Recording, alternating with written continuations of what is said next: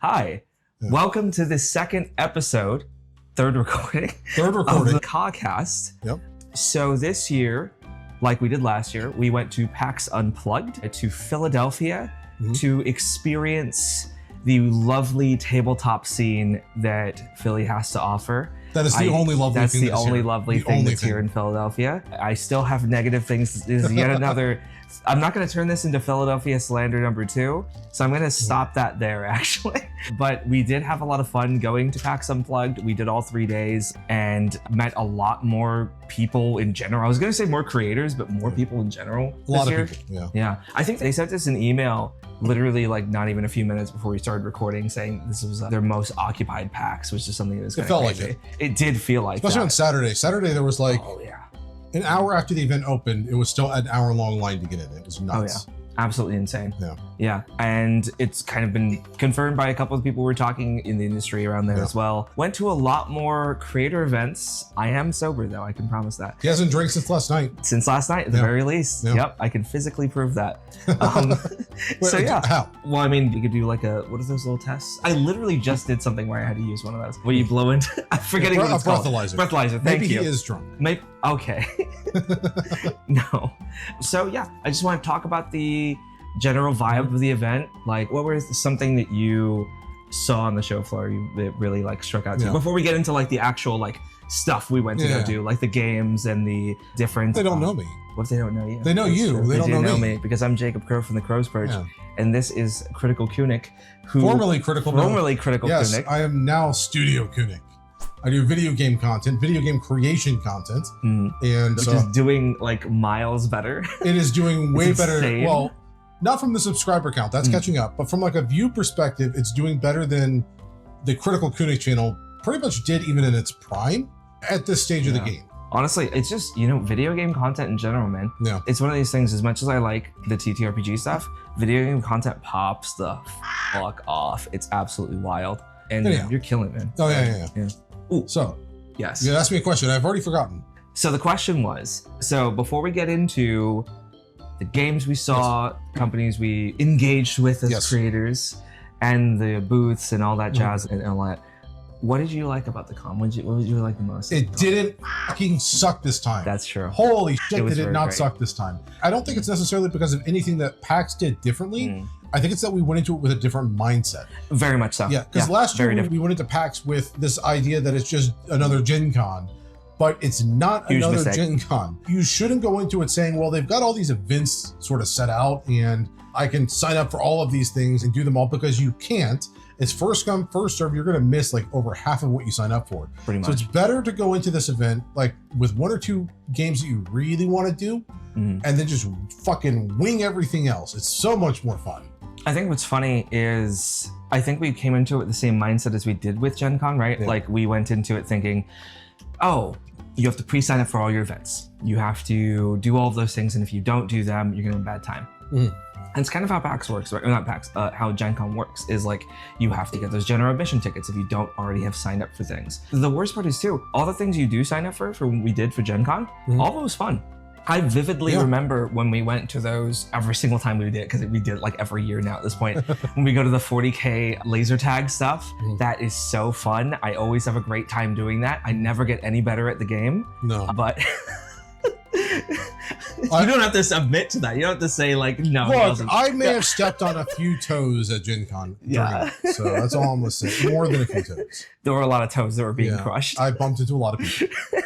When we did that one, I think I was Orcs that time. My gun did not function several times, and I was going crazy because there was literally a guy I snuck up on, and I was like, just like spraying at him. It did not fire, and then he just turned around and killed me. It was just like Arc Raiders, The netcode's so ass, the guy could turn around and headshot.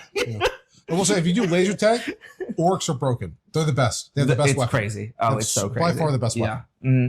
If you play as guard, you can it's really good for LARPing as a military kind of guy. Yeah. But if you're orcs, then you get to have fun, so, and you get to win too, which is also pretty great. Yeah. But enough about that. Yeah, that was another event. That was another event. But when it came to PAX, because we didn't approach it with that same kind of angle, we just got to explore the show floor. We just got to go to events. We did miss a couple panels. There were some from some friends I would have loved to have seen. I miss Jesse Jordak. I'm so sorry, Jesse, if you're watching this. Mr. Jordak, I love you. Jesse Jordak. No.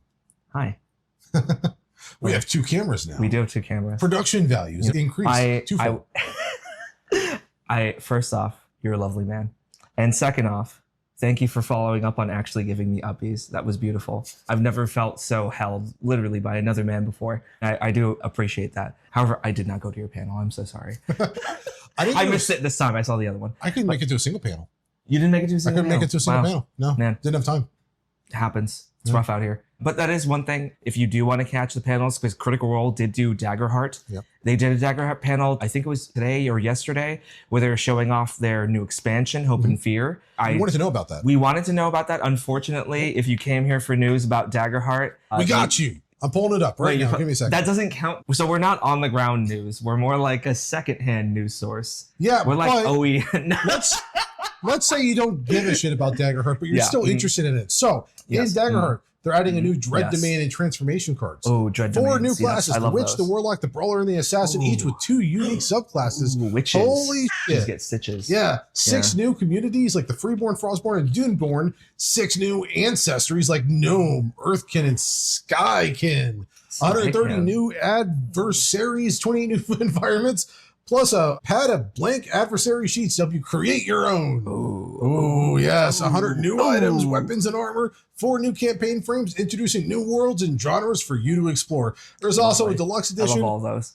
The deluxe edition. The only thing you're not getting the deluxe edition. It's already sold out. You know it's sold out. It probably is. The only thing useful in it is the GM screen as a built-in fear tracker. No way. Yeah. Okay, I actually like that. That's the only really cool thing about it. I actually like that because so for those of you who were following some of the other collaborations I did recently, I was playing with Trekeros, friend of the channel, love Trekeros, he's great, who ran a game with myself, Deficient Master, Stephanie Makes Games, and Nygobi, all of which are lovely people, and you should follow them if you haven't already, including this gentleman here. No, don't follow me. No, don't follow us. I don't have content for you anymore. We hate this guy. You. Anyway, we played Daggerheart for a kind of redux that Trekeros did for the first opening adventure that's in the Daggerheart book. That was one thing we did run into a bit of an issue with. And it's easier to solve online, which we did play online, but I could only imagine how difficult it would have been if we were playing in person to be able to keep track of fear and hope. It's even a problem for Critical Role. Like we went it literally was. We saw last year, right? Last year at PAX, the Daggerheart Christmas story we were at, and it was a problem. I think they edited some of it out in the actual production release, but they had trouble tracking who had fear and what, and they forgot completely at one point that someone should have had something happen to them that it didn't. I think Matt had a bunch of fear left over that never got used, if I recall. I know Marisha had extra hope that she didn't use at one point. Like, it was a mess. And it was our one complaint coming out of that. We were like, please do not publish Daggerheart with that. And then they did. I understand it's the one unique thing about it, but there needs to be some way to easily track it. And so the GM screen, having that built in is awesome.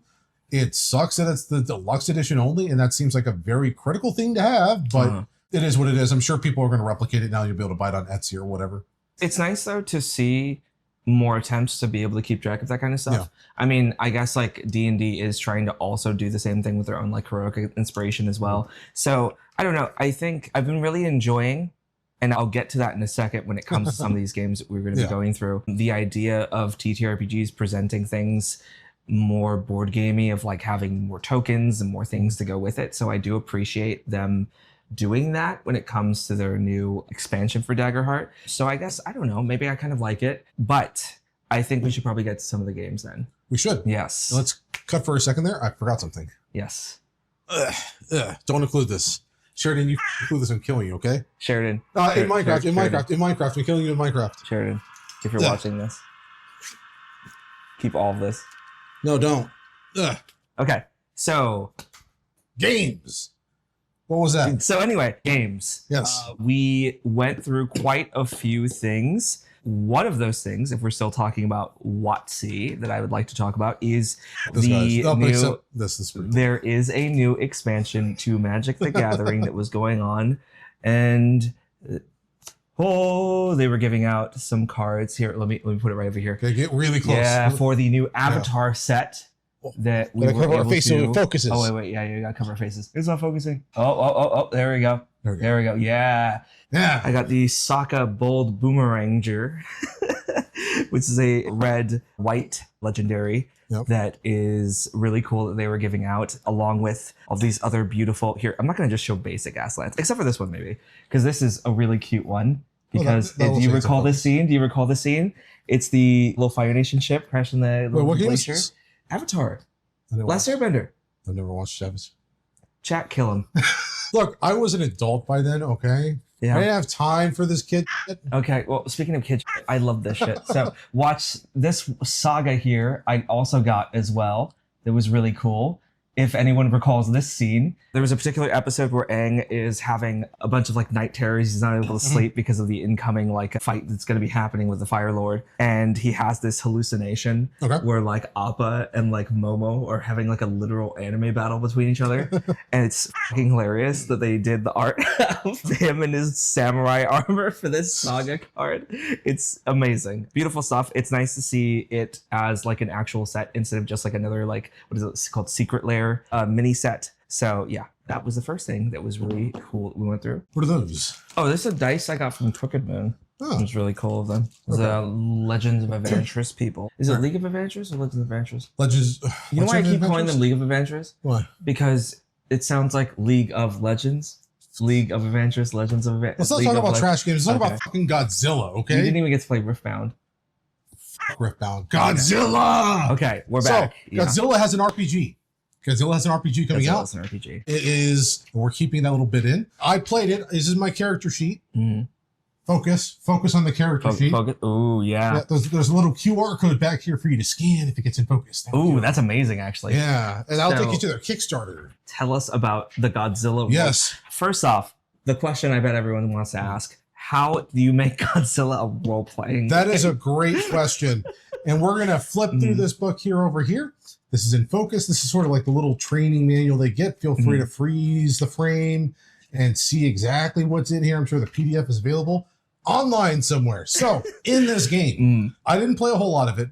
Okay. It is a diceless TTRPG. You play as, at least in our example, you were playing as like the former United States. A good chunk of the US is destroyed because of Godzilla and other kaiju. And there's this kaisei energy that's sort of emanating elsewhere, and it's turning humans... There's a lot of kaisei energy, yeah. Yes, And it's turning humans into like humanoid mutant type things. So we didn't run into any of them. We ran into a kaiju that was like a plant-based kaiju that was turning corpses into like plant zombies. And we killed all of those plant zombies with a flamethrower we found. It was fucking awesome. And then the kaiju came out of the ground and they did a TBC for us. So we don't know what happens after that. That's tragic. Wait, so you didn't get to fight the kaiju then? We did not fight the kaiju. Oh.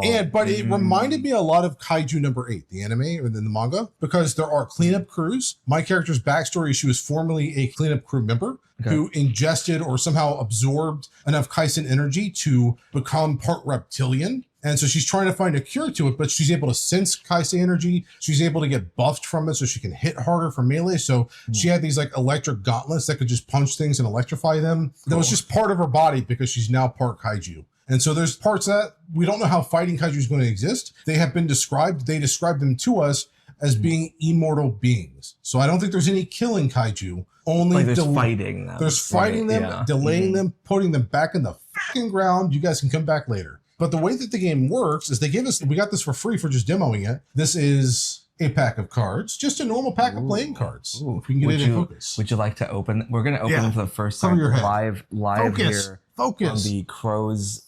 Focus. It's off. Oh, there we go. There we go. Cards. It is a normal pack of playing cards. It can be used exactly like a normal pack of playing cards. And the way that it works, and you need help. I request help. The way that it works I will help you. The way that it works is that every player draws 5 cards. It might be different depending on talents and shit that you pick, but every character draws 5 cards, and these are your resources for the session to use. And the way it works is you can say, hey, I want to... ASMR. ASMR, yeah. Today we're opening a pack of Godzilla playing cards. Don't do that. But we're going to pull the card. So, okay. while he's doing this, while he's going on this weird tangent, let's say I was going to make an attack for something. We have abilities, traits, gear, and bonds. And bonds are like if you have like a friendship with someone. And so if I was making an attack, I could say, okay, I want to do rapid punches. That's going to add a 5 to it. I can say, okay, I want to use my venom shock gauntlets. That's going to add a 3 to it. And I'm saying I'm fast. My trait is I'm fast. I'm stubborn. So I'm doing this by myself. That's 2 more points. We're now at 10 points. But the DC's 20. How do we hit that? Ooh, so pull the first one. You draw 5 cards at the start of the game. Show the first one now. I will, because I saw what it was. It's the Joker, baby. Let me have this. You can have it. The Joker is worth 10 points. It is also an automatic failure if they draw it against you. Wait, are you serious? They draw from the deck as well, the Kaiju's do it. The way the DM works, because there is a DM, the deck master, that's their way of legally getting around that. They draw when attacking you or doing like sort of negative actions against you, and you have a playing card hand of 5 cards. So in my previous example I was getting to before we did the Joker baby, I was attacking someone with rapid punches, using my gauntlets, using my fast trait, my stubbornness, for 10 points, but our DC's 20, let's say. Yeah, so I could give the Joker, and that's going to match the DC because the Joker's worth 10 points, so I would throw the Joker on the table. The problem with that is I only have 4 cards left in my hand, and not a single way during this game could we replenish these cards. So it is a very limited resource to use this. And then likewise, when we're attacking something, the GM might flip a card. Okay, this is an ace. You don't see this. This is an ace. Ace is worth 1 point. And the green, if the GM pulls it against you, actually adds to your value, not the DC. So my value would have become 21 with an ace because this is green. If it was red, it would have gone down negative. It would have made the DC harder for me to hit. Oh, wait, so diamonds and hearts, because those are all red suits. Yeah. Those would be things that we can count against. And the suits actually do matter. The suits, and we'll put it up here on screen. Okay. The suits right here are a reference to like intellect and strength and constitution, things like that. They have purpose. There are instances where the suit matters, where you want to match the suit for a bonus. Like there are instances where if I'm doing some sort of an action and I match the suit, it doesn't matter what card I throw down, it is automatically worth 10 points. Could have been an ace, it's still worth 10 points. So matching the suit does matter in certain instances. But yeah, so instead of playing dice, you are drawing cards from a playing card deck, and you are progressively getting weaker and weaker as the situation goes on in order to represent exhaustion. That is lovely. It was cool. We didn't have a lot of opportunities to role play, but we did have a lot of opportunities to sort of explore a settlement through a monorail because it's a sort of pseudo-modern world. So it's more combat focused then, right? Like it's more mechanical kind of. Well, there was exploration. So the setup in the scenario was we took a monorail. We were trying to find where this Kaisei energy was. They were sent there to clean up a kaiju disaster. They went missing. So the first area we went to was a bunch of dead people, but they had plants growing out of them. I was able to determine that the source of the plants was below us, but the plant energy in all of them was about equal. There was no clear leader. The source was clearly below us. We then had a mechanic with drones on him, and he flew the drones underground to find the exact source, pinpoint where it was. Then he's like, wait, we're not here for this. We're here to find our guys. These are not our guys. So we left, went back into the monorail because there's a little monorail connecting things that we had to repair a little bit of. And then we went to an armory. We opened the armory, took all the weapons out of it because we wanted flamethrowers because we thought that those fucking sounded awesome. Then, obviously, yeah, and then as one would. My character being stubborn, and I deemed her to be stupid, she just wanted to make sure that all of the soldiers we saw in here were dead. So she went around punching all of the corpses. And it turns out, no, they were very much alive, and the plants sort of shot out of them and knocked me aside. So we got to flamethrower them all to death, which was very satisfying. And then that first area we went to, the ending scene was that little source of Kaisen energy underground that we saw was actually a plant-based sort of almost like a giant Venus flytrap of a kaiju. Ooh, and it snapped up out of ground, destroying all of the ground and rubble and everything, sort of snapped up, shooting up. And that's where we ended the whole thing. It was really, really cool. They put a lot of thought into it. I forget the company behind it. It might be printed. I think that they must have it on the card there or in the QR code that's on there as well. Yeah. It is IDW Publishing. They've not done it. Okay. They've not done a game in a long time. They said this is their first game in like a decade. Wow. So yeah, I have not heard that name in a very long time. Yeah, so they're getting back into things with Godzilla. It seems like it's really well put together. I'm buying it on release. I'm a big fan, personally, of what you're describing here with the card-based system. There is another game that I had gotten a little creator care package from Exalted Funeral, these guys here, that run a game. Take that off again? Yes, if you'd like to. That create a game called His Majesty the Worm, which is fantastic. that uses tarot cards. So what you're describing kind of reminds me of what you do in that game with using those cards to kind of compile up as like how you make your rolls, basically, right? And something I really enjoy about using cards over using dice for that kind of situation is, as someone, I think we both really liked Balatro. Yes. Very fun game. There's something more exciting, I guess, to me, when you know that you need a certain number to be able to succeed in a test. You have this certain amount of draw, and then you basically have to choose, oh man, I have a low one, I have a high one. I have to keep all of these. Yeah. Both may get me there. And I have to make actively a choice whether or not I'm going to use this really high one, or if I'm going to, bank on it later, hold on to it. You never know what's going to end up happening. I like mechanics, like game mechanics, especially in things like horror, where you are actively the reason why bad things are happening to you. Like you're given two bad options, or situations where basically you are forced to make a decision that could lead to a consequence later. Like I very much. You got to figure out how to pick the worst of two very bad options. I love that kind of situation. I love being put in those kinds of situations, TTRPGs. So I personally really like those card-based mechanics. I think that's pretty fascinating. I'd actually love to try this game. I'm sad that I did not. It was pretty cool. I thought it was going to be more like, what was that one movie? Like Godzilla -1 is what I was telling you. You kept saying that. Yeah, to where it would be more like Shin Godzilla, I think is the one I'm thinking of. Where it's more like the military force behind it that's like trying to figure it out. Like we but you were more like punchy, like in there, right? I was. There was a guy that used a giant jackhammer sort of melee weapon as well. Like the way I would best describe this is imagine it's the Godzilla mythos mixed with Kaiju number 8 mixed with Fallout. That's probably the best way I can describe it. And I'm only saying the Fallout aspect because the Kaisen energy is kind of like radiation, and that too much exposure to it is going to Kaijuify whoever is getting exposed to it. Best way to describe it. Oh, they're turning me into a kaiju.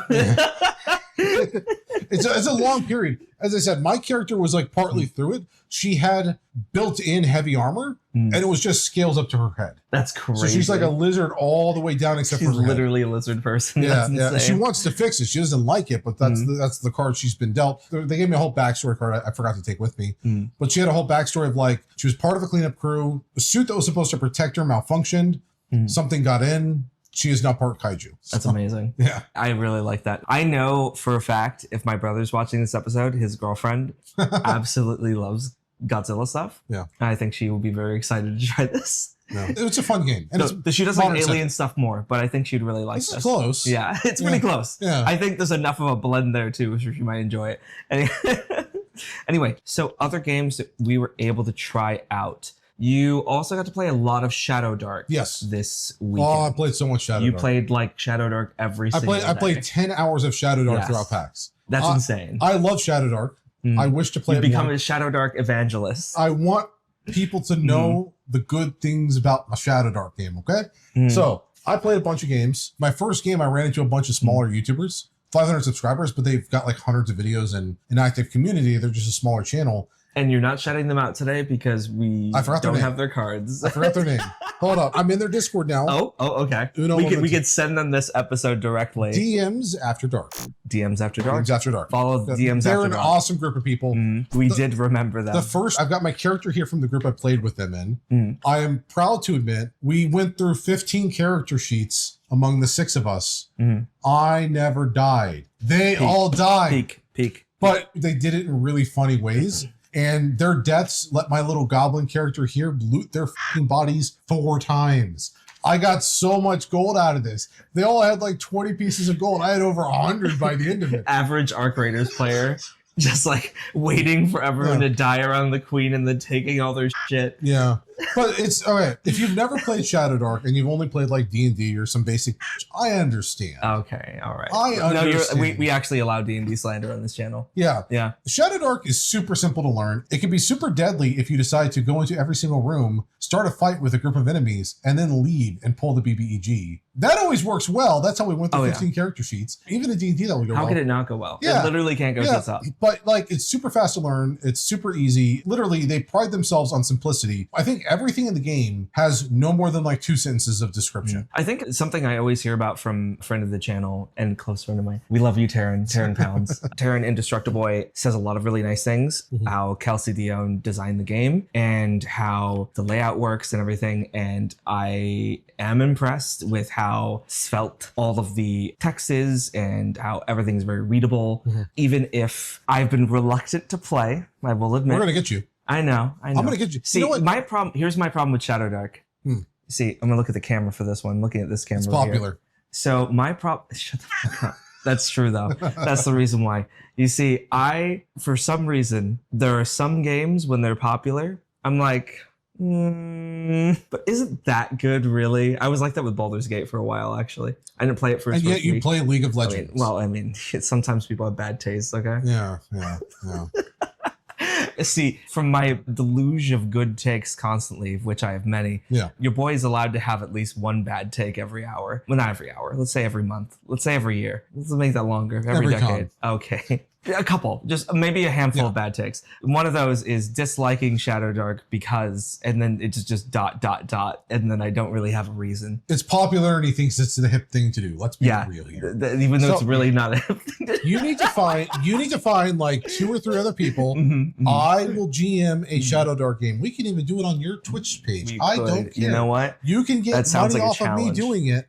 I'll do it for free, motherfucker, and you'll love it by the end of it. Let me explain a few other things that went down here. So I also heard Kelsey Dion's a very nice person. Yes, she is. Spell slots. It does not have them. It does not have spell slots. Gone is Vancian magic. It does something way better than that. You have to roll. Just like with every other attack in the game, you got to roll to see if your spell succeeds. And if it does, you can cast it again that day. If it doesn't, you don't. You go to sleep and that's when you get it back. If you critically fail it, then depending on the class, different things happen. If you're a priest, your god is fucking pissed at you now, and you've got to give them a good offering to get that spell back. But if you're anyone else, usually it's just you roll on the chaos magic table. That's fun too in its own way. I'm a big fan of rolling on tables like that because my first game that we ran wasn't actually Dungeons and Dragons.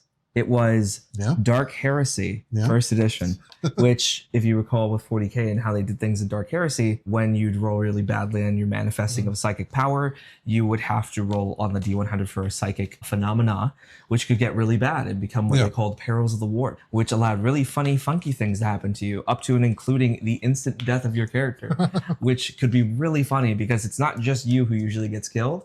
It's like, oh, demonic possession. Like, oh, so you're not just dead. Now you're allowed to kill your teammates. You are now going to kill your teammates. And you'll actively try your best to make sure that happens too. It's so easy to sway you. It's so funny because technically what they're supposed to do in that game, in Dark Heresy for that example, is you're supposed to lose control of the character. I think for Kunik especially, you're just going to try to kill them anyway. So I should just let you control them. Look, you probably do better than I would, you know? I was called by all 3 of the GMs that I played Shadowdark with an Agent of Chaos. I love that. That's incredible. Agent Provocateur. Another big thing about Shadowdark, this is from the second game I was in. I was playing a Basilisk Warrior, who's a melee guy. He can use like a Medusa's Petrifying Gaze. That's like his one big ability. I was walking with a spear. Oh, you were scaly? Yes. Oh, nice. No. Well, kind of. Anyways, go on. I was walking with a spear and we had a wizard and we needed light because in Shadowdark, everything is basically dark and nobody but monsters have dark vision. So you cannot see in the dark. So I convinced the wizard to cast light on my spear so that I and us can see within a 30-foot radius. I then proceeded to constantly, the entire time, I would leave the room they were in. So immediately they would go into darkness and they would have disadvantages at everything. He regretted casting light on my spear, but it only lasted an hour. Oh, an hour. It only lasted an hour. Light only lasted an hour in Shadowdark. The first GM I had, because we were in a one-shot capacity, halved it to last 30 minutes. And they each had different ways of doing it, all 3 of the GMs. One had a basic timer, one had an egg timer, one had these really cool LED like lamps. They look like flickering torches of light. I actually like that one. And it came with a timer, so he's put a 1 hour timer on it, done. So how did you feel, because that is one of my main criticisms of Shadowdark's system. See, this is my actual only tangible criticism. The only thing you hate, I don't like the real-time timer. I just don't. I have so many other ways of using timekeeping that it just never appealed to me. How did you feel about it, though? About having the real time? Because you got to experience it several times. We in the groups became so paranoid about the timer that we just kept starting a new torch or casting light before it even ran out in every single game. Yeah. We never ran into it as an issue. The light was important to have because it prevented us from being able to search rooms without it. And that made sense. But the timer, I think, didn't. Why is it 60 minutes real world when we're doing a round all the time? Because you don't have just freeform walking. You roll an initiative at the start of the game and you go in a circle from that point on. And you re-roll initiative after combat. So like we're spending maybe like 10 minutes on a round and yet a timer's going on. That's 1/60th of the torch. So you're telling me we let a torch and it lasts 30 seconds in the game life? Like that doesn't make sense to me. So what I would probably do, and this would be a little hard to track, I would just do a spin down timer. Get like a D20, spin it down. That's when it goes away. You know what's really funny? There was actually a blog that talked about this. I was speaking with Stephanie Plays Games, and she was telling me about it as well. I believe it was Goblin Punch had written an article about what they called the Underclock die. It's something very popular that my brother still is a really big fan of, where the concept is you get a D20, you have what is called an Underclock die that you roll onto this D20. So every single time you do a major action in exploration, which would be going into a room that you haven't been to before, specifically you haven't been to before, searching a room, things like that, right? That you'd roll it starts like a D6, right? You roll the D6 and you subtract the 20 down by that D6 result. And then you'd have it explode if you wanted to be really mean about it. And if you roll a 6, you keep going. And then once you hit 0, that's like when you would do an encounter. But you could easily be able to set that for light or whatever kind of like countdown mechanic you want to have happen in your game. So I would personally probably rather run, if I were to run Shadowdark, the Underclock die that they did in that blog, as opposed to the real-time countdown for light mechanics. Personally, this is how I think I would run it. And this might be how I run it for you guys. Because part of what's supposed to be fun about the torch mechanic is that it can go out like whenever, and it can go out in the middle of combat. And now you're having a fun time. So I think this might be how I do things. And this might be, I think, a funner way of doing this. At the end of every round, you circle back to the GM. They roll a D20. On a crit, on a 20, the light goes out. They have to naturally roll a 20 for that light to go out. But if they do, it does. So you have a 1 in 20 chance of it happening. The threat is always there, and it can happen whenever. Sometimes during combat, sometimes during normal exploration. You know what's funny? That's kind of similar to, have you ever played Mothership? No. So Mothership has something that they call their panic die. And it's a D20. It's literally just like this. And the 20, especially when you have no stress, is like if I recall, it's like the worst result. That means your character panics and something happens. Like you freak out, you do something uncontrollable, you go into confusion, you know, all these other terrible, horrible things that would happen in a game of Mothership. And it kind of reminds me of that, of like, when you only have 2 stress or so, you're rolling your die and you're really praying you don't roll that bad result. And it kind of reminds me of that. And I kind of like that. Though with Mothership, because of stress, it ramps up and it will progressively get worse. Yeah, that might be a way to do it. So every time you fail it, now it's not a 19, then an 18. You have to get back. It's almost like a reverse DC. It's like counting up like that. And it's just like, oh, you're going to get closer and closer and closer and closer until eventually you have a 50-50 chance that this is going to happen, And it's just kind of exciting. I like ramping mechanics like that, which is another reason why I like the whole Underclock die mechanic to begin with, was something that would happen is after you rest, that particular die would then upgrade. It'd go from a D6 to a D8. And so it's like, the longer you stay in the dungeon, the harder it gets to be able to maintain that. It's almost like the dungeon is actively trying to suppress your light. And I feel like that'd be something that'd be really fitting for something like Shadowdark, where you're in f***ed up evil world. I feel like there's a good idea there. I don't like the countdown, but I think there's a better way to do it. You just reminded me of something I forgot to show you. I didn't get it here. I bought, it's a Rollicrit. I think it was Rollicrit. They had this dragon plushie I got at Gen Con. It was a red dragon plushie. It held dice. It was a dice bag as well. Oh, it's adorable. They sold a joke one online that was a blue dragon that had a brown D20 in it with all 2s on it. And it came out a special hole in the dragon. Yeah? Which is... which one? At its butt. Okay, nice. So, a lot of number 2s. Yes.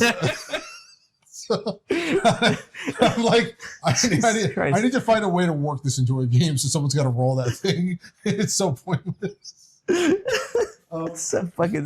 The TTRPG scene never changed. Never changed. 2 more things on Shadowdark real fast. Some fun things I did for that. Also, what was his name? He looks like a Gringle. His name is... He looks like he has a name like that. Zaldini the Red. We all had fantastical names, and then we had the thief next to me named Martin. Your boy Martin. We all had really cool names, and then there was Martin. You have one TikToker in there. Martin was asking for death. And the funny thing was, I kept looting everyone's corpses when they were near death. Not dead, but like near death. I was about to save his ass just to keep him alive because the player themselves wanted to die and get a new character sheet. And he was one of 2, including myself, that never died. But that's so good. Wait, so he kept wanting to roll a new character because he didn't like his character. You were just staying by him, making sure that he didn't die. I was going to make sure he didn't die if it was my possibility.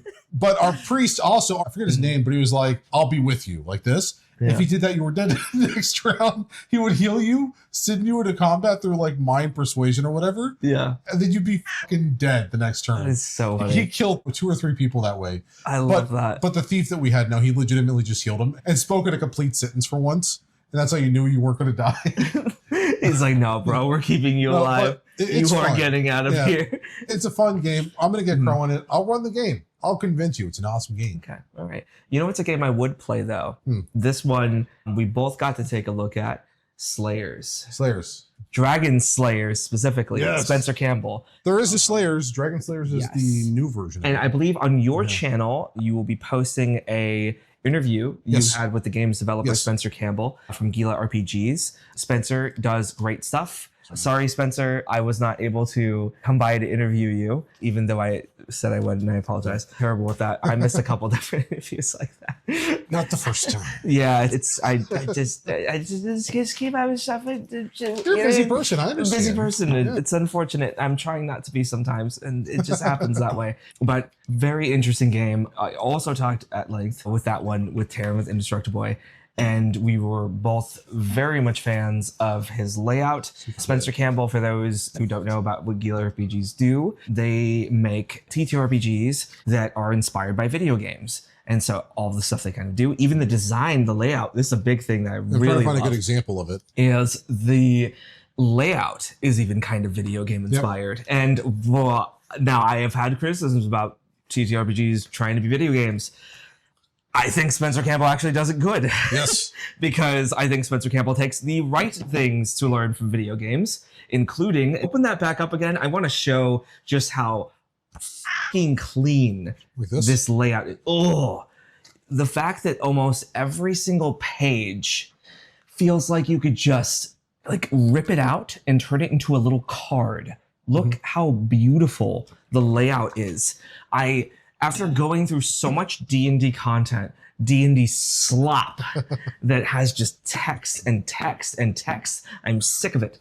I love to just give me like really like concise, beautiful layout here that I can easily be able to find my class's actions, that I can easily be able to discover like what are the things I can be able to do and how those things look like, and I can visualize them much easier if I can just kind of get that quick thing, a punchy line describing what it is. It's part of the reason why I really like Terran's Vagabond as well, and I very much enjoy what I'm looking at in Dragon Slayers, and I want to try that game when we have a chance. Yeah. Mm-hmm. Speaking of a lot of text, Our Brilliant Ruin. This was a surprise game to me.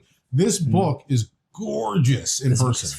I got all the developers to sign it from you. There's a little perk there. But this book is a lot of text. There's a lot of text. This is like a little bit of text. There's a lot more text. It's full of text. So this is... It sucks because it's so beautiful. It's so beautiful. It's such a gorgeous book. But this is a thick book, man. This is a really thick and like texty book. But it's like gold embroidery on the... But it's, everything's embroidered. There's actually like a 3D texture to this, like that is not going to come across in the video. But these stripes are like coming out. If you're looking at this, it's way prettier in real life than what you're seeing on camera right now. You have some good cameras. It is a beautiful book. It's sold me on that alone. There's also some additional accessories. It is a D6 game. So there are a pack of D6 you can get with it. The PDF, my understanding is Outbreak Ruin is a free game. They sell the book, but the concept is free. And what they're trying to do is market the book through other things. So for instance, Dark Horse Comics has a comic book run. I've got 3 issues here. So there's some nice art in here. I'll just sort of flip through. So it's very like Victorian Art Deco. The way they described it to me is it is Gilded Age horror, because the premise is really cool. I need to really sit down and read it. And I've got this. I haven't opened as well. I think this is another one of the comics. The premise is that the world is going to shit. This is a different planet than ours. Oh, I thought you were just describing ours. I mean, our planet is going to shit, but theirs is extra going to shit because their sun is dying and the habitable part of their planet is shrinking and shrinking and shrinking. So governments don't exist anymore. Infrastructure doesn't really exist anymore. You have 3 factions that exist. You have like the aristocrats. I'm sure there's like a banking type group in there. I don't know the exact one, like a mob type group. You have 3 different groups. I think I only recall the aristocrats. And they kind of make like a big feature when like a lot of the art in the book is a lot of the aristocrat stuff. So I don't blame you for that. Yeah. So there's 3 different factions. You're going to be a part of one of them when you play in the game.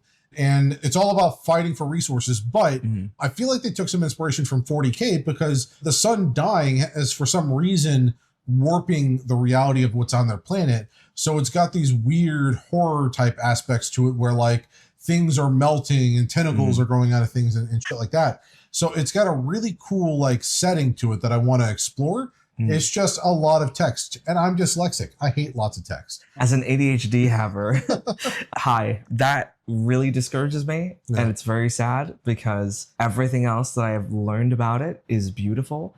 The comics look gorgeous. The art is incredible. Please, if you can find it in your hearts, develop it. Perch Studio, please. From Jacob the Crowman Crowe. If you could I'm pleading now. I'm bargaining in my stages of denial. Just compact a little bit of the text portions in such a way that it's a bit more digestible and it's easier to find things. Other than that, look up Operating Ruin. I think it's Studio Heritage. But other than that, though, it's amazing. It's crazy they got Dark Horse to do comics to do that. And what's cool about them, and the reason why I'm so interested in them and what they're doing is my channel, my spin, my reason I'm being here is covering tabletop games that bring in video game inspiration, which is why we brought in Spencer's Dragon Slayer's book here, because he takes a lot of video game inspiration. And we're trying to find the reverse of that through that. So what's interesting about Operating Ruin is the guys making them worked at like Ubisoft. They worked on the new Dune Awakening game. They worked on Age of Conan. These are guys that are like veteran video game designers making a book, and they're also making a video game based on this. That's going to be... Are they making a game for... I've got video footage of everything. I played through the whole demo of it. That is wait, is that what those... Oh my God. I just realized what the TVs and stuff around there. Oh. Yeah, there's a game. They're making an action RPG that's kind of like Diablo 1 meets Baldur's Gate, because I like that style for that vibe. Yeah, it's going to be real-time combat. It's going to be so interesting. Real-time combat, but it's going to be narrative-driven. And then what they're shooting for, they told me, is something like 15 to 20 different scenarios, like story scenarios. There's not going to be an end game, but you play a character, you build a class, etc. And it's going to be all set within that same world. As one final thing, they gave us, if you were a creator and you walked by and you got your free comic books, which you didn't, but I did. I forgot. They gave us one of these. If this wants to get into focus or not shine too much. Let me see if I can get it. There. Yeah. There we go. So would you like to do the honors of scratching your scratch-off ticket with your beautiful... With our brilliant ruin pin, if it wants to get in focus. And it is a brilliant ruin if it looks like that still. Because afterwards, yes. We're going to scratch it all up. All right, so we're going to find out your faction. I am unbonded. You're unbonded. So that means you're not with any of like the major factions, right? I assume so. Okay, that makes sense. Okay. My key personality trait is cunning. Cunning, okay. Yeah, right. All right. My skills favor fighting. So I'm a cunning fighter. Okay. And like a tactician. Yeah, my portfolio feature is a mentor. I'm an old man. Oh, yeah, okay. And then unaligned fighter, cunning, mentor. You're like a former member of like the military or something, right? Who's then become like, I wonder if I'm a former the teacher. I was in one of the... I can make the background be that I was like an aristocrat and now I'm jaded as fuck about them. Exactly. And then my epigram... You're like the old vet. Yeah. You know, after the war, and you're like, war doesn't change anybody. It just makes them worse. And then my epigram, oh man, this is like a few sentences. You're like, come on. What do you say? Okay. Epigram. The role of the visionary is to deepen the mystery, not reveal it. And this is the full card that I get. There we go. Amazing. So it's so cool. Their setting is really fucking awesome. Book is a little beefy to get into, but the setting is awesome. and totally recommend. I feel the same way I do about Cult Divinity Lost about this one, which is another game that I was going through recently.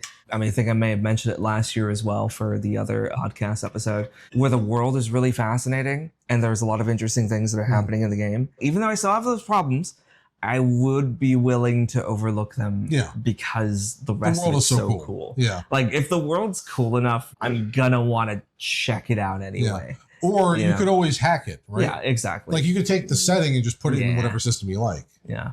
And this definitely seems like one of those ones where I'm still glad to like have it and read it and check it out. This is beautiful. It's like a centerpiece. Exactly. Yeah. It's very much the kind of thing to where like I would love to talk about this if someone saw that on my shelf. Oh yeah, you know for sure. What I mean? Yeah. Now, speaking of taking a really awesome setting and putting it in a different system, what if we do the reverse of that? We use the same system but bring in an awesome setting.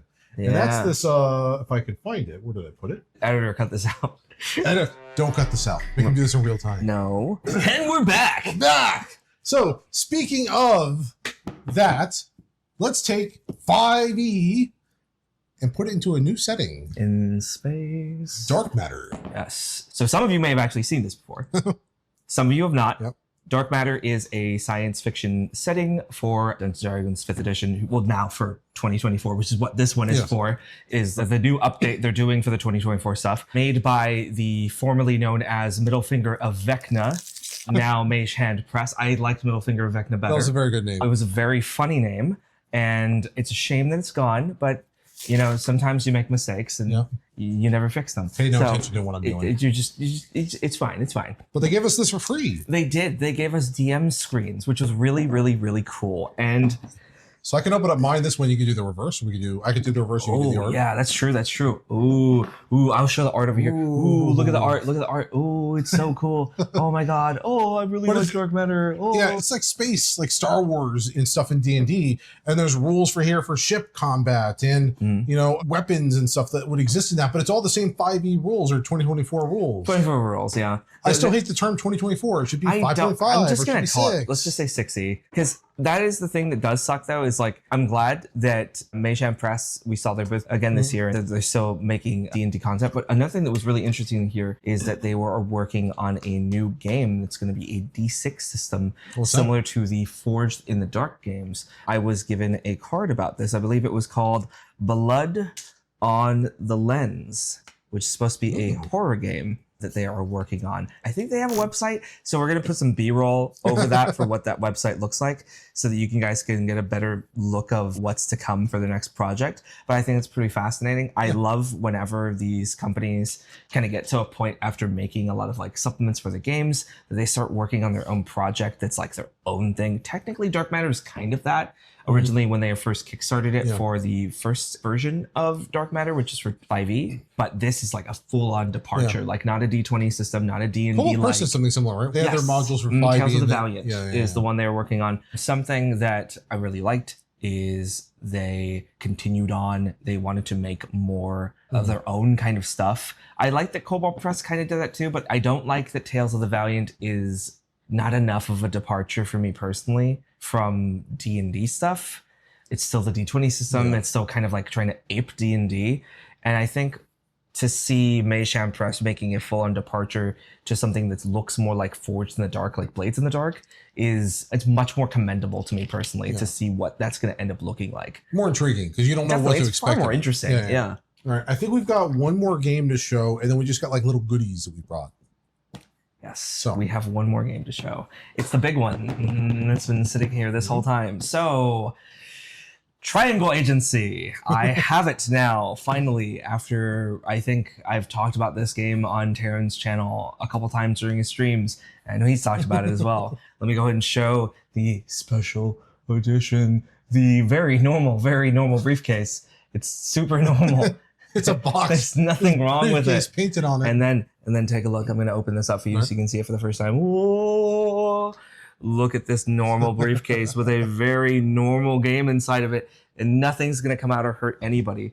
So Triangle Agency I feel like something's going to happen now. What's so special about this? Everything's fine. So Triangle Agency, for those of you who do not know, is a game Very similar to, if any of you are familiar with SCP, the Backrooms, or other similar like ARG kind of like... Most people probably like, are if they're watching this exactly. Video. You're probably interested in that kind of thing. Control's another video game that's very similar to those things as well. So that's the kind of vibe to expect from Triangle Agency. You're like in this company that's trying to hunt down and contain very, very bad, terrible things. You want to show the book? That's very pretty. It is also a gorgeous book. Just you gotta get it out first. You gotta fight that fight. And we gotta fight it. Yeah, there we go. Whoa. Look at that. It is absolutely beautiful. And it's presented like in the format and the way the book kind of shows stuff with like corporate looking art. And I personally find that gag, it's one of my favorite bits. There was like a roguelike video game before that I saw that did like the whole everything looks like corporate art. And like you're all like characters who were in that shitty corporate art. You know the one. Yeah. I don't know. Where everything's like weirdly like like everything's like off. Like in the way that only corporate art can be. Where it's like they're trying to appeal to a bunch of different demographics at once, to the point to where you just have things and people look just uncanny as fuck. It's funny as shit, and I love that that's the way that Triangle Agency presents a lot of its materials and stuff. It all looks like you're reading some like corporate booklet. And I really like how this looks like when you're going to a fucking job interview, like, and you're filling out like a questionnaire, you know? I really love this game. Yeah, I'm going to work on my work-life balance over here with competency, the reality of the situation. It's very funny. It's a very comedic game in the way that it's presenting its horror. And this version of it that I got also comes with an adventure, The Vault. That's a thick adventure. I thought that was part of the rules. Adventure. The Vault. And this has, well, it's not just one adventure. Yeah. It's several different investigations that it presents for you to be able to play the game and run as you see fit. And it gives a lot of different things for you to do. There are 12 different designers that worked on it. There are 12 different missions. There are 3 pirate that's something I didn't see before. 3 pirate captains. And then all you can eat pizza and 1 weird dog. 10,000 rats? 10,000 rats. And a weird dog. 1 weird dog. And a singular weird dog. So I'm very much looking forward to this. I actually did not know this was in the box, if I'm being completely honest. I was just reading the back. So I'm very excited to play this and to go through the adventures that are here. And yeah, it's just, I want to pop open a little bit of the book to show you guys some, oh my God, this first. The cover art is amazing. Or that this inner page art. Look at the inner page art right here. Oh my goodness. Here, look at that. Oh, that's beautiful. Beautiful. Take a look at that. The art in this game is absolutely incredible. And I am a big fan. What is this? It's an anomaly. It's a gun. We're baffled. This looks like a rock. It is a gun. You know, the pioneers used to ride these babies for miles. Oh my God. I'm sorry. I'm going to get lost just oogling at this book. And is that Comic Sans? This is like Comic Sans. I love the display here. It's like you're reading in like an Internet Explorer in like the 1990s. Look at this shit. Oh my goodness. I am just absolutely enamored with everything in this style. And it looks like a textbook. It looks like a textbook, and the way it breaks it down to different sections like that. There is another thing that's really funny about this game in how it functions with its dice resolution. Because if I recall, its primary form of resolution. All right, you're telling me a little bit about this earlier. You make a pool of D4s. Ha ha ha. And the D4s in question have a success and a result of a 3 instead of a 4. So is there a reason for that? Oh, because triangle. Triangles.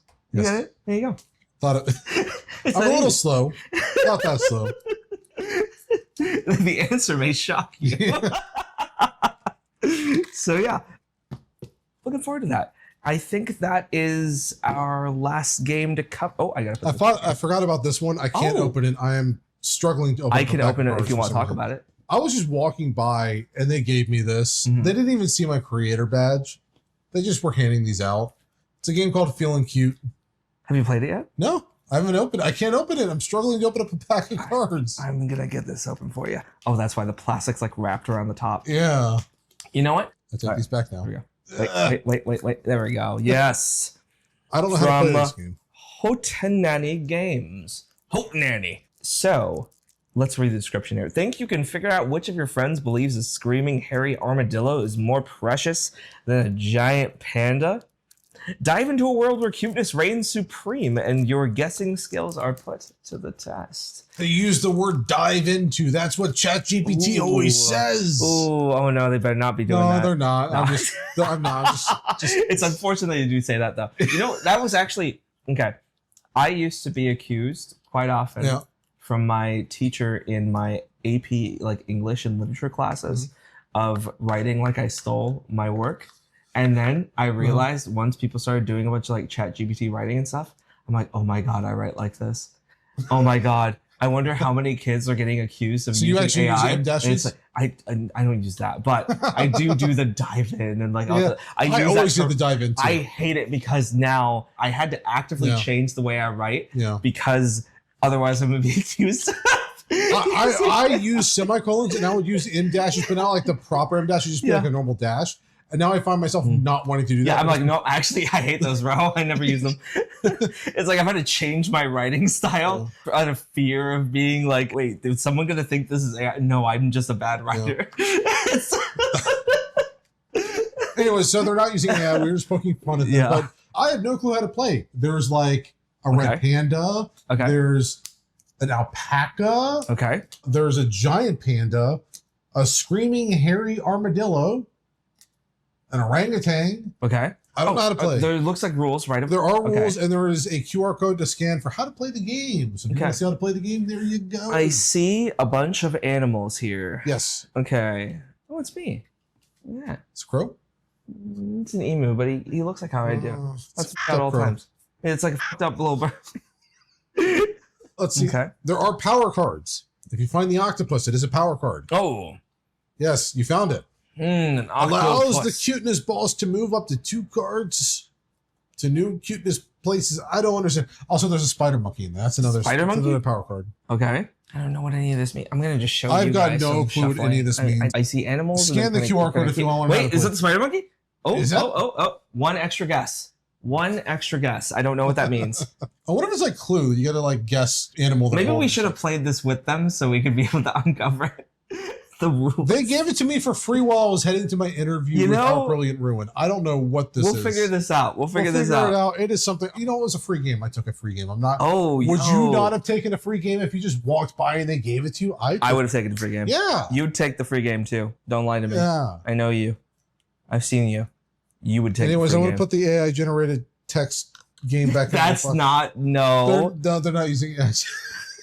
You can't just make a baseless accusation. They're not using it. I'm just fucking around. Who's the company that makes this? Hootenanny. I love you guys. You guys are awesome. Hootenanny, we will learn how to play your game. Yes. Not today, but we will learn how to play your game. And we very much appreciate it. I think that would actually be kind of fun to play, but I'm not sure if I'm the target demographic, but I am going. No, it's like for kids.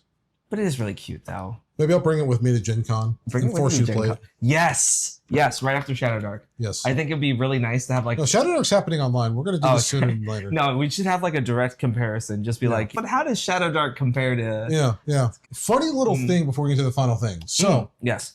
Business cards. Yes. I did not realize this, but as a content creator, if you are a content creator watching this, hello, 1 or 2 of you. You should totally bring business cards. I brought them. I forgot to bring them inside. I made a business card because they're like, hey, you need a business card if you want to get your creator badge. Turns out you didn't. They lied. They did lie. I made one. Here, there's a little QR code if you scan this. Oh, wait. Cover the faces. Cover the faces. Oh. If you scan this, it'll take you to my new YouTube channel. And on the other side, it's got my social media shit. Yeah. So if you're a content creator, bring business cards because everyone that I interviewed, every company I talked with, wanted my business card afterwards. Yes. And I could not provide it. And this goes for not just creators like ourselves, but it also goes for if you're somebody in the cosplay scene, if you're somebody in the voice acting, if you're in any of that kind of stuff, if you're in anything semi-relating to TTRPG industry, if you have that yellow creator badge on you at all, you should probably have a business card. Yes. I don't, and I should get one. It was $20.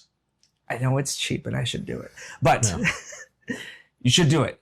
Don't be me. Yeah. Be not like me and get a business card. Very useful. Get a business card holder because they sell those. This will not fit in like a credit card holder. I tried, at least mine. Get a business card holder. If you want to be really cute about it, put like in the same case as people use for magic cards. Bam, there you go. Or you could keep your magic cards on one side and then you could have your business cards on the other. So that way you're always ready to play Magic, because you know what? If you're in the TTRPG scene right now, did you know a lot of people are getting into Magic? It's kind of crazy. Anyway. Loot. What else did we get? What else did we get for loot? We passed by, I think I passed by the Crooked Moon little Kickstarter thing for the Legends of Avantris. They gave me some of their their Crooked Moon dice. Did you get the Torback die? I did not. That was a little too pricey for me. They gave these for free, so I'm going to take them instead, because I really don't know much about Legends of Avantris. I walked by them and they didn't give me anything for free. Yep. Well, guess what? The one who's not a fan got the free stuff, so yeah.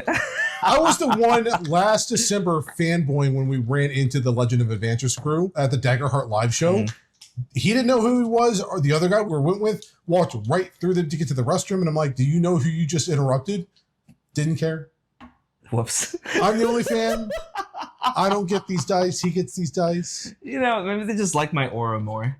Maybe I just like passed by them and they're like, oh. You present better. Yeah. I'm more of an introvert. Yeah, I just like came over. I just like mogged on them, and then they just respected that and just gave me the dice. I think that's what happened. That's a nice set of dice, though. Yeah, it's really cute. It's really pretty. And ooh, what else? Did you get that here? Or did you brought that? I brought those. Did you get this here? No, I brought that. I also got from Mint by Lynn. I got these cute little patches.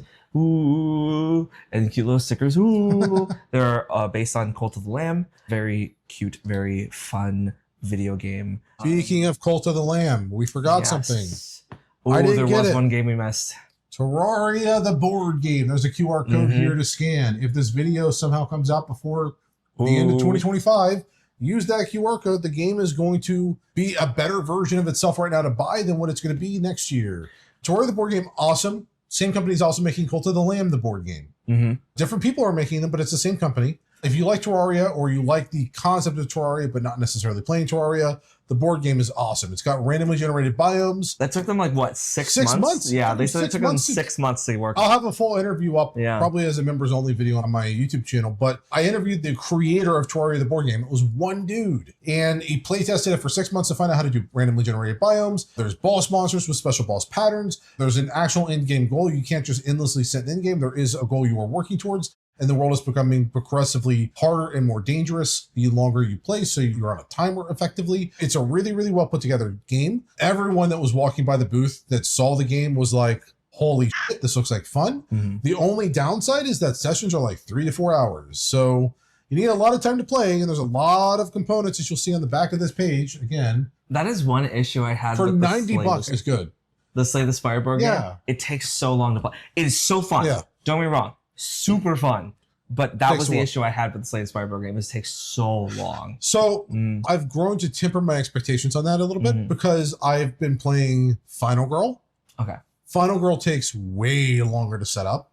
Gloomhaven takes forever to set up. Might as well just not take it down. That, by comparison, Slay the Spire, you can have it up and running in about 10-15 minutes. Final Girl's like a 40-minute game to set up. So, just the setup. Just the setup. Yeah, dedicated Final Girl room. Yeah. Well, not even that. I am not tearing that down. Do you know anything about Final Girl? I think I have a copy on my bookshelf. Yeah, so there is some replayability, but like not a ton outside of like the different girls you play as. So you don't want to just set it up, because there's like literally like 40 different scenarios. They each have different setups. But yeah, so side tangent aside, Terraria the board game, if this video somehow comes up before Christmas, I think is when they said. Yes. And you're at all interested in Terraria the board game, or it sounds like a fun concept, definitely buy it now. It's like $90 on their website. Currently, all the versions right now are not going to be available next year. The version that will replace them will be a little bit cheaper, but you will not get meeples. You'll get punch-out cards for everything.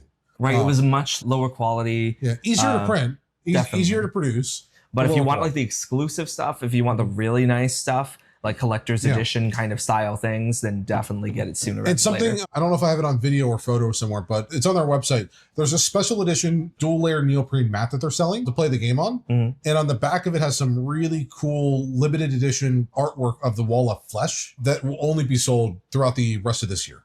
So that sounds exciting. Yes. You reminded me of something by talking about Terraria, by the way. The Valheim game. Yes. There is a Valheim, and if you are also into Deep Rock Galactic, I believe the same company, I'm forgetting their names right now. Yeah. It was in the same booth that was being worked on. I have some B-roll from that booth. I bet the company's name is in there too. When Sheridan put that on the screen. Magic. From that board game, I got to go through, and we were going to play with Naigobi, but unfortunately she could not make it to the time slot.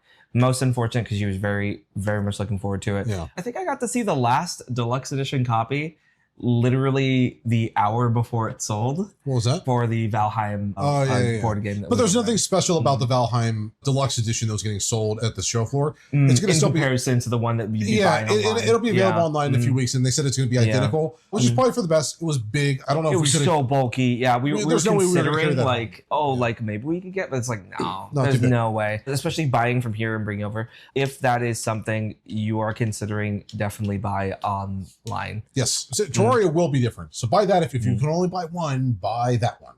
Yeah, exactly. But I don't know too much about Deep Rock Galactic, so I won't cover that too much. I just wanted to mention that it exists. It's there. Look good. I don't know anything about it. We were going to play it too. We kind of ran out of time, which is unfortunate because I think we passed by that booth in literally the last day. Last hour. So the last hour of the last day.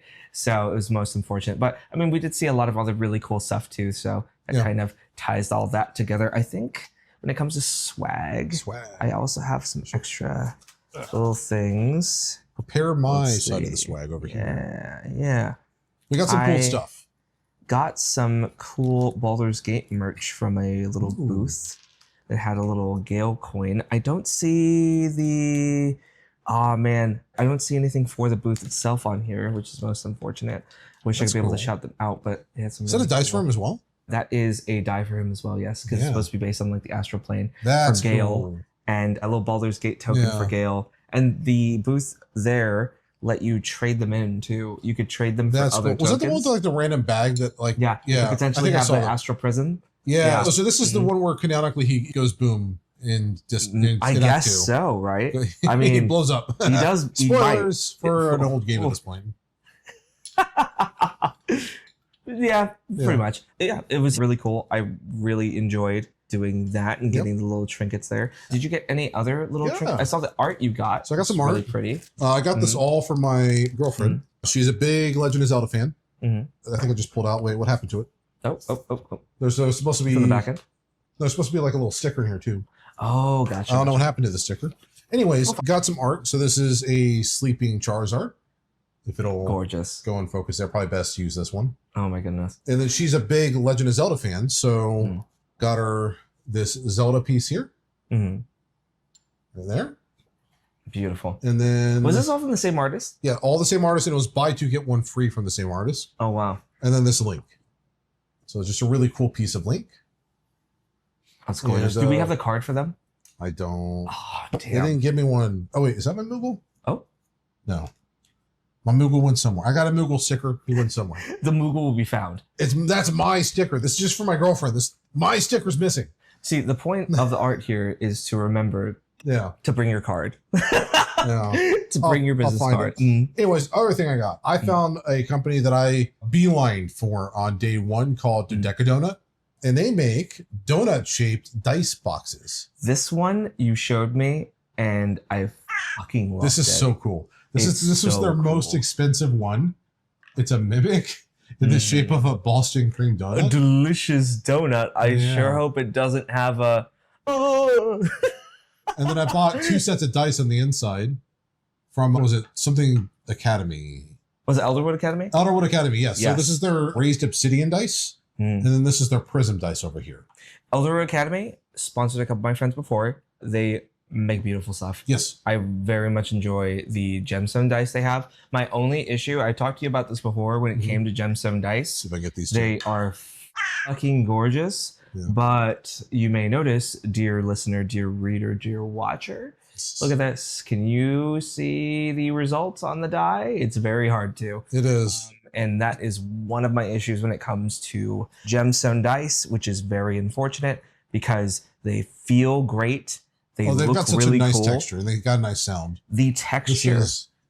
What's the focus? That is one of those things that's so difficult to explain when it comes to gemstone dice. Is you look at them, sometimes they don't look as impressive. But the feel is very different. And it is a noticeable kind of like a bit more of a heft to it. There's a bit more of like a, how do I describe this kind of texture? It's almost like a sandy. There's like a little grit. A little grit to it. There's a little bit of grit. You don't see it, but you like feel the grit in your hand right before you roll. And it kind of gives like, I don't know, it kind of gives you like a good vibe. It feels really nice. You know? And then this was also part of a combo that they didn't officially sell. They sold it for the lower end donuts. Which the price of most of their donuts was based on the wood quality being used, which is definitely used, quality wood here. But then they're also like the more intricate the artwork also increased the price. So obviously a Mimic is going to be quite high. So they didn't offer for the Mimic one here, but I talked him into letting me. By talking to me, I just asked him, they said, sure. And that is, I can get a coffee and a donut. So I also got this nice little coffee cup here, except surprise, it's not a coffee cup. It's a dice tower. Yeah, so I can put it in there. I'm trusting you here. And the result is 17. Not bad. Yo. This thing has f***ed me over today. Got 2 natural ones back to back. Oh, that's much better than a natural one. Yes. Unless you're playing a roll under game. I was not. We banished it to the dice cage. Rough. Ooh. Anyways. That's tough, buddy. Really, really cool stuff. And that's, again, the name of the company is Dodeca Donuts. It also comes with this nice little fabric case to carry it in. Dodeca Donuts. Yes. Very cute stuff. They made a beautiful dice tray. They have also, you may not have noticed from what we were showing here, they have little magnets that attach the two pieces of the dice tray there. So it's really cute. That's it, I think. I think that's just about everything. So that's the PAX Unplugged haul. Those were pretty much how we spent those 3 days. I'm not going to go into details about any of the creative parties. So I think that's pretty much all what I'm. Which is all he spent his time doing. I closed the page on that. Fun fact about his little creator party adventure. To speculate how you will here, we were sharing this hotel room together. That's true. For 3 nights, for 4 nights. Yes. He was not here for 2 of those nights. He stayed somewhere else. That's true. And one of those nights is today. Yeah, he's staying here. Going into the day, he was not here, but he is staying here today because he's got to fly out early in the morning. But speculate however you will with that information. Who knows what he was up to during those 2 nights? All right, bro. I was doing very normal, average things. All right. It was very fun, though. I had a great time, and I got to meet a lot of amazing people, some of which Sheridan B-roll. I'm pretty sure I have a bunch of pictures. I posted all over like Instagram and stuff. Lovely creators. I got to meet up with Jesse Jordak, with Will from D&D Shorts, Maisie Lynn. Hi, it's Crow's Peach. That she called me several times in her chat, but no, she's lovely, as well as several of my friends that I've met dozens of times before. Of course, Taryn and Destructor Boy, Stephanie Plays Games. I'm sure I'm missing so many more of you guys that I was able to chat with and kind of share experiences with. And I'm pretty sure if you don't have the pictures in your phone, I got them on mine. So I had a really great time. And it was really nice being able to catch up with people and just hang out with a bunch of nerdy ass people. Yeah. So that was PAX Unplugged. I think we can finally close the briefcase on that and pack up. Yeah. And you got to fly out in, what is that, like 9 hours? Don't remind me. So I might have to go to sleep like right now. We'll see where the day takes us. Yes. So yeah, I've been Jacob Crowe from the Crow's Perch. Critical Koenig or Studio Koenig from Studio Koenig. And this has been the 2nd/3rd episode of the Cawcast. And hopefully we head out to the next convention doing the same thing. It should be a lot of fun. Yeah. Probably planning on doing the same thing to Gen Con for 2026. And I'm we have a hotel that's finally connected for Gen Con. Finally connected. So we can just walk into the whole convention. The meta we learned about Gen Con. If you're still listening, if you haven't tuned out just yet, okay, if you're a creator or if you are just creative in general, you want to be a creator, I'm looking at you, and you're like, hey, I want to be a part of this whole Gen Con thing. And I'm going to go to this hotel that's really cheap. That's like, it's close to this thing where this happens. No! Go to the hotels that are connected to the building. You don't want to know why? Because events happen in those hotels. And also, you don't have to walk anywhere because they're all connected to the convention center. And the convention center is very small, super small. It can't contain everybody. Yeah. So you want to make sure you can very easily get back and forth between the convention center and the hotel. Yeah. Yes. And the cool thing is about Gen Con, if you've never been to Gen Con before, there are overnight events. There are events happening at all hours. We were playing with Artificial DM. If anyone remembers Artificial DM, he was in the RPG horror space for quite a while. He was leaving our room because I booked with him and Den of the Drake for the last Gen Con. Artificial was in our room. He was leaving our room at like noon or midnight to go to the stadium to play Magic the Gathering. So there are events happening at all hours of the day. So if you stay in a hotel, try to get close. There are many hotels like the Hyatt, I think there's a Marriott as well, that are directly connected to the convention center. So you can just walk in and out. If you buy stuff, you don't have to lug it around anywhere. You can just bring it back to your hotel, then go right back out to the convention. Don't have to lug it around. Beautiful. It's awesome. Do that if you can. It's expensive though. It's very expensive. Yeah, unfortunately. Yeah. But we got the homie hookup. So yeah. But do it if you can. If you can, do it. So yeah, that is it for PAX Unplugged. Thank you for stopping by. I will see you guys next time as the crow flies.